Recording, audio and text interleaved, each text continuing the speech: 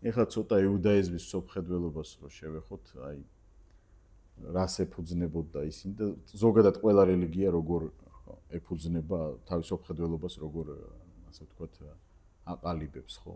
რა აყალიბებს მსოფლმხედველობას რელიგიაში და ადამიანში. პირველი ის თუ საიდან გვაქვს ცოდნის წყარო. კარგი მოვიდა წარმართი და ეკითხება იუდეველს. აი 10 მცნება რო გაქვს, საიდან იცი რომ ეგ არის ნამდვილად საჭირო? და იმ დროისთვის ძალიან მარტივი და ჩვეულებრივი ამბავი იყო, რომ ის ეტყოდა, რომ ჩვენმა მამაპაპათა ღმერთმა, ისრაელის ღმერთმა, აი მოსეს მეშვეობით მოგვცა ჩვენ ეს კანონები, ჩვენ მოგვცა ეს 10 მცნება, შემდგომ მოგვეცა თორა და ეს არის წყარო ცოდნის თუ რანაირი მორალი უნდა იყოს, თუ რანაირი ყოფა უნდა კონდეს ადამიანს, რანაირად უნდა ემსახუროს ის ღმერთს.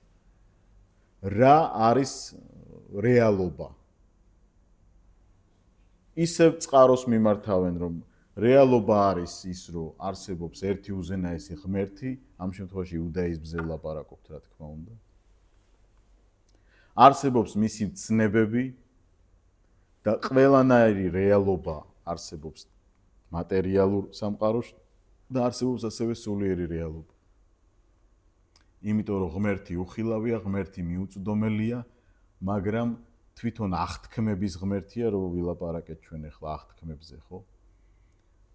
და მან დაუდო აღთქმა ა ブラ ამს, მან დაგვიდო აღთქმა მოსეს მეშვეობით. და მეორე რჯულის წიგნი რატო ქვია მეხუთე წიგნს, იმიტომ რომ იქ უმეორებს ღმერთი აღთქმებს, უმეორებს თავის კანონებს და ეუბნება ისრაელს, რომ თუ შენ დაიცავ, ეცდები ამის დაცვას, ღმერთი გაკურთხებს შენ, ღმერთი შენთან იქნება. თუ ამ რაღაც ცნებებს დაარღვევ, ისევ შენს საბოროტოდ გექნება ყველაფერი.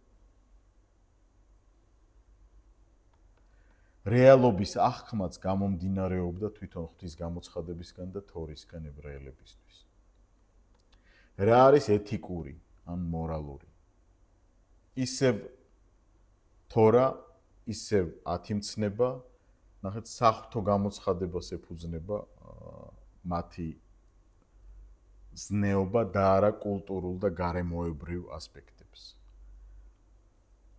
ხაზი ესმევა არა ჰორიზონტალურ მხარეს, რომელსაც კულტურა, სხვადასხვა კულტურა თავისთვის ქმნის, არამედ პირველად იუდაიზმისთვის, ქრისტიანობისთვის და ისლამისთვისაც განმანსხვავებელი სხვა ყველა რელიგიებისგან.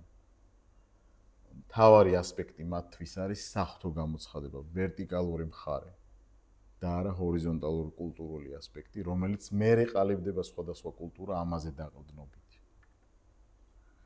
კულტურამ კი არ უნდა შექმნას ღმერთი და სარწმუნოება აბრაამეულ რელიგიაში. პირიქით, საღვთო ფასეულობებით უნდა შეიქმნას კულტურა და ერი.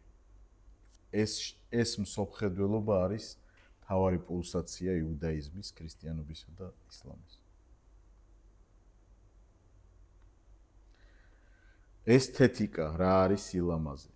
ეხლა არ უნდა ვიფიქროთ, რომ მოსეს რჯულში სილამაზეზე არ იყო არაფერი ნათქვამი ან ჩაცმულობაზე. პირიქით, მითითებები იყო, როგორ უნდა ჩაეცვა ღმერთის ერს, იმ ღვთისმსახურებისთვის და სატაძრო ტაძარი ჯერ არ იყო, მაგრამ კარავში რა უნდა ყოფილიყო ყველა ნივთები, სამოდელო ტანსაცმელი, ყველაფერი გაწერილი იყო და თავის სილამაზით და მნიშვნელობით სიმბოლოებით იყო დატვირთული.